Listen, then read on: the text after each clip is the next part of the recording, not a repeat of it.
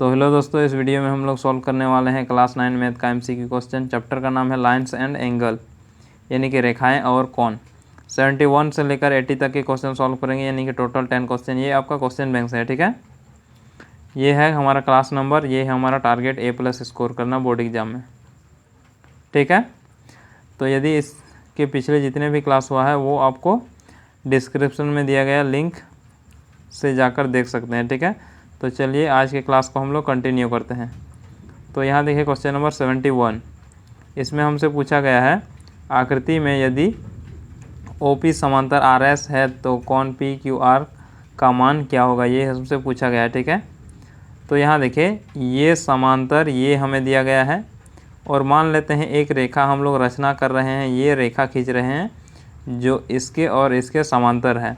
और यदि ये इसके समांतर है और ये जो रेखा है इसके समांतर है, इसका मतलब ये हुआ कि ये जो रेखा होगा इसके साथ भी समांतर होगा, ठीक है। तो सबसे पहले हम लोग ये वाला कोण निकालेंगे और ये वाला, उसके बाद हमें ये वाला निकालना है, ठीक है। तो मान लेते हैं ये x है, ये y है और ये z है। तो हमें z निकालने के लिए कहा गया है, उसके लिए हमें ये और ये यानी कि x और y का मान भी हमें निकालना होगा, ठीक है। तो यहाँ देखिए ये जो यदि ये और ये रेखा है समांतर है तो हम लोग क्या कर सकते हैं, ये और एक तिर्यक रेखा है, ठीक है। तो ये कोण जो बन रहा है और ये वाला कोण ये एक और के अंतःकोण होंगे, ठीक है। और यदि रेखाएं ये और ये दोनों रेखाएं समांतर है तो एक और के अंतःकोण ये और ये बनने वाला कोण जोड़ करके 180 डिग्री ही होता है, ठीक है। तो यहाँ देखिए इसको हम लोग ऐड कर लेते हैं। तो 130 डिग्री था और यहाँ था x और ये होगा 180 डिग्री, ठीक है। उसी प्रकार ये वाला ध्यान दीजिए, ये वाला इसमें और इसमें भी उसी प्रकार होगा। ये होगा तिर्यक रेखा, इसमें ये वाला और ये वाला ऐड करके 180 डिग्री होगा, ठीक है। तो इसको भी हम लोग यहाँ लिख लेते हैं, क्या है 110 + y = 180 डिग्री, ठीक है। अब इसमें यदि हम लोग सॉल्व करेंगे इसको तो हमारे पास x का मान आएगा 50 डिग्री, ठीक है। और यहाँ से y का मान आएगा 70 डिग्री। तो हमारे पास जो आया वो क्या आया, x = 50 डिग्री और यहाँ 70 डिग्री, ठीक है। ये 70 आ गया, ये 50 आ गया। अब हमें देखना है ये वाला कोण, ये वाला z। तो इसे यहाँ देखिए ये जो एक रेखा है ये सरल रेखा है, तो यहाँ से यहाँ जो कोण बनेगा वो क्या होगा 180 डिग्री। और ये तीन कोण मिलकर बना है, ये वाला और ये वाला कोण, ठीक है। तो इसको जोड़ करके 180 डिग्री होना चाहिए। तो चलिए देख लेते हैं क्या है, एक तो 70 डिग्री है, 70 है, उसके बाद प्लस है z, उसके बाद यहाँ 50 डिग्री है और ये इक्वल टू हो रहा है 180 डिग्री। इसको हम लोग सॉल्व करेंगे तो z इक्वल टू हमारे पास आएगा सॉल्व करके 70 50 120, 120 में घटाएंगे तो z इक्वल टू 60 डिग्री आएगा। कितना आएगा 60 डिग्री, ठीक है। आंसर क्या होगा 60। तो देख लीजिए कौन वाला ऑप्शन सही है, ऑप्शन नंबर A सही है, ठीक है। चलिए अब हम लोग बढ़ते हैं अपना नेक्स्ट क्वेश्चन की ओर। तो ये रहा हमारा क्वेश्चन नंबर 72। इसमें पूछा गया है आकृति में यदि OP समांतर RS तो कोण PQR का मान हमें ज्ञात करना है, ठीक है। तो यहाँ देखिए OP ये वाला रेखा, उसके बाद RS यानी कि ये वाला, ये समांतर है और ये एक तिर्यक रेखा है, ठीक है। अब हमें कोण RQS यानी कि ये वाला कोण निकालना है। तो ध्यान दीजिए ये कोण और ये कोण एकांतर कोण होगा और एकांतर कोण बराबर होता है कब, यदि ये रेखाएं समांतर और ये हमें दिया गया है समांतर रेखा है, ठीक है। तो इसका मतलब ये कितना होगा 80 डिग्री होगा, क्योंकि ये इसके बराबर है, ये कोण इस कोण के बराबर है। अब ये वाला देखिए यहाँ जो बन रहा है वो क्या बन रहा है, त्रिभुज बन रहा है। और हम लोग जानते हैं त्रिभुज का योग 180 डिग्री, मतलब त्रिभुज का तीनों कोणों का योग 180 डिग्री होता है। तो हम लोग क्या करते हैं 40 + 80 को जोड़ लेते हैं, ये वाला जोड़ दिए और इसको हम लोग मान लेते हैं x है, ठीक है। तो x मान लेते हैं और ये क्या होगा 180 डिग्री के बराबर होगा, क्योंकि त्रिभुज के सभी कोणों का योग है। अब इसको ऐड करेंगे तो हमारे पास आएगा 120 और x का मान यदि हम लोग निकालेंगे तो आएगा 60 डिग्री। कितना आएगा 60, यानी कि 60 डिग्री, ठीक है। चलिए अब हम लोग बढ़ते हैं अपना नेक्स्ट क्वेश्चन की ओर। तो ये हमारा क्वेश्चन नंबर 73 इसमें कहा गया है आकृति में यदि PQ समांतर RS है तथा RS समांतर TU है तथा X और Y का अनुपात ये हमें दिया गया है तो Z का मान हमें निकालना है। ठीक है, तो यहाँ देखिए इसको हम लोग कैसे निकालते हैं। तो सबसे पहले हम लोग क्या करेंगे, ये जो हमें दिया गया है रेखाएं समांतर है और ये एक तिर्यक रेखा है। ठीक है, तो यहाँ देखिए ये वाला दो कोण जो कोण है वो क्या है, एक ही ओर के अंतः कोण है और एक ही ओर के अंतः कोण का योग क्या होता है, 180 डिग्री होता है। ठीक है, यानी कि x + y = 180 डिग्री। पर ध्यान दीजिए ये हमें अनुपात में इसका वैल्यू हमें दिया है, तो अनुपात में जब भी हमें वैल्यू दिया रहेगा तो हमें क्या करना है, इसका सर्वगुणज मानना है। ठीक है, सर्वगुणज का मतलब वो संख्या जो इस मतलब 2x और y का यदि हम लोग अनुपात निकाल रहे थे तो उसमें जो कट गया है जो संख्या, मान लेते हैं x का मान यदि 70 था और y का मान यदि 50 था, तो यहाँ जो कट रहा था कितना कट रहा था, 10 कट रहा, तो यहाँ बच रहा था 7 और यहाँ 5। ठीक है, तो जो संख्या कट गया उसी को हम लोग मानते हैं सर्वगुणज। ठीक है, तो उसको हम लोग मान लेते हैं सर्वगुणज। तो सर्वगुणज यदि हमारे पास मान लेते हैं p है, ठीक है, x के लिए, तो x = हमारे पास आएगा जो x का वैल्यू होगा जो अनुपात में दिया गया है और सर्वगुणज है जो उसको इंटू करके मिलेगा हमें। ठीक है, यानी कि x = क्या होगा, 2 × p। ठीक है, उसी प्रकार y का वैल्यू क्या होगा, 3 × p। अब x का और y का मान हम लोग इस समीकरण में पुट कर देंगे। कौन वाला समीकरण, यहाँ देख लीजिए कौन वाला समीकरण है, ये वाला समीकरण में। ठीक है, तो हमारे पास जो आएगा वो क्या होगा, हमारे पास आएगा 2p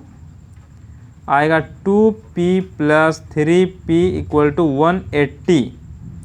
अब इसमें इसको ऐड करेंगे तो हमारे पास आएगा 5p = 180। अब p का मान यदि हम लोग निकालेंगे तो ये इसके साथ डिवाइड में चल जाएगा, तो 2 और 4 यानी कि 24 डिग्री। कितना आया, 24।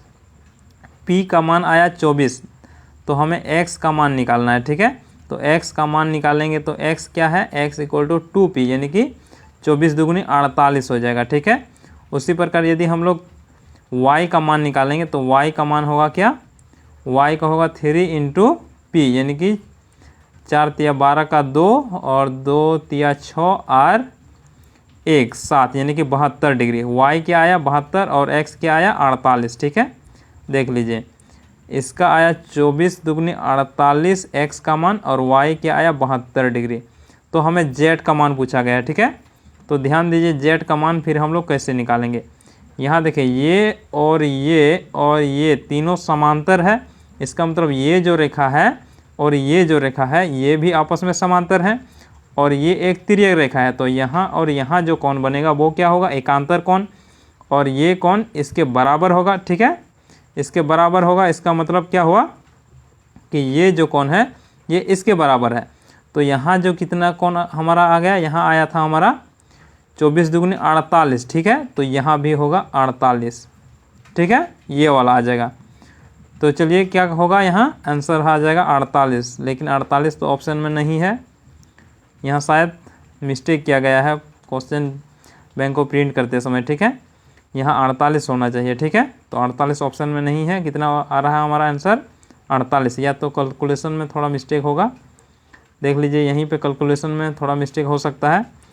यदि हम लोग p का मान निकाल रहे तो 180 को हम लोग डिवाइड किए 5 से, तो 5 × 15 सॉरी 36 डिग्री आ रहा है। कितना आएगा 36 डिग्री, कैलकुलेशन में यहाँ मिस्टेक था। ठीक है, तो यहाँ जो आया था हमारा x का मान वो क्या था 36 डिग्री, तो x का यदि 36 तो z का भी 36 यानी कि ऑप्शन नंबर ए सही है। ठीक है, चलिए अब हम लोग देखते हैं क्वेश्चन नंबर 74 को। क्वेश्चन नंबर 74 में हमसे पूछा गया है त्रिभुज के तीनों कोणों का योग। ये तो बहुत इजी है, त्रिभुज के तीनों कोणों का योग कितना होता है 180 डिग्री होता है। चलिए अब हम लोग बढ़ते हैं अपना नेक्स्ट क्वेश्चन की ओर। इसमें हमें पूछा गया है यदि त्रिभुज के तीनों कोणों का अनुपात ये है तो सबसे छोटे कोण का मान क्या होगा। ठीक है, तो सबसे छोटा कोण हमें निकालना है। तो यहाँ देखिए जिस प्रकार हमें अनुपात में दिया है तो हम लोग क्या करेंगे, इसमें सर्वगुणज को मान लेंगे। तो माना सर्वगुणज क्या है, इन तीनों कोणों का सर्वगुणज हम लोग मान लेते हैं x है। ठीक है, तो पहला कोण जो होगा वो होगा 5x, दूसरा कोण होगा 3x और तीसरा कोण होगा 7x, ठीक है। और ये जोड़ करके कितना होगा 180 डिग्री, चूँकि ये त्रिभुज के तीनों कोणों का योग है। अब हमें इसको ऐड करना है तो 150 नहीं, इसको जोड़ेंगे तो 15x इक्वल टू 180। अब हमें डिवाइड करना है इसको, ठीक है। 180 को डिवाइड करना है 15 से, तो 5 से ये 3 बार में, ये 5 से 36 बार में, ठीक है। और ये 5 बार में, 3 12 बार में, 12 या 36 होता है। तो जो सबसे छोटा ये क्या आ गया, x का आ गया, x इक्वल टू 12 डिग्री, ठीक है। तो हमें सबसे छोटा वाला कौन पूछा गया, सबसे छोटा क्या है 3x, तो 12 × 3 कितना होता है 12 या 36 डिग्री, यानी कि ऑप्शन नंबर ए सही है, ठीक है। चलिए अब हम लोग बढ़ते हैं अपना नेक्स्ट क्वेश्चन की ओर। तो ये हमारा क्वेश्चन नंबर 76, इसमें कहा गया है एक त्रिभुज के दो कोण क्या है 60 डिग्री और 70 डिग्री है। तो त्रिभुज के तीनों कोण, तीसरा कोण का मान क्या होगा, ठीक है। तो यहाँ देखिए 60 + 70 और तीसरा कोण हम लोग x मान लेते हैं और ये 180 डिग्री है, ठीक है। अब इसको ऐड करेंगे तो हमारे पास आएगा 130 + x इक्वल टू 180, और x का मान यदि हम लोग निकालेंगे तो आएगा हमारे पास 50 डिग्री, कितना आएगा 50 डिग्री, ठीक है।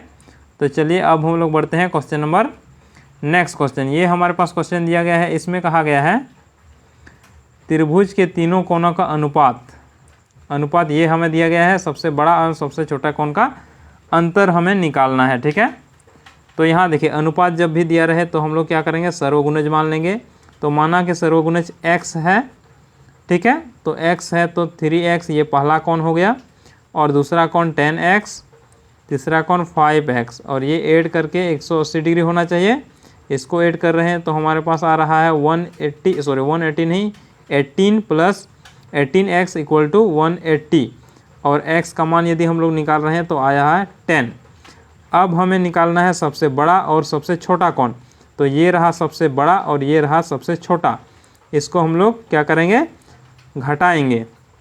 अंतर पूछा गया यानी कि घटाना है, तो 10 और 30, यहाँ कितना होगा 100 और 30 70, तो कितना आ रहा है 100 में से यदि हम लोग 30 को घटा रहे हैं तो हमारे पास आ रहा है 70 डिग्री, ठीक है, यानी कि ऑप्शन नंबर ए। चलिए अब हम लोग देखते हैं क्वेश्चन नंबर 78 को। तो ये रहा हमारा क्वेश्चन नंबर 78।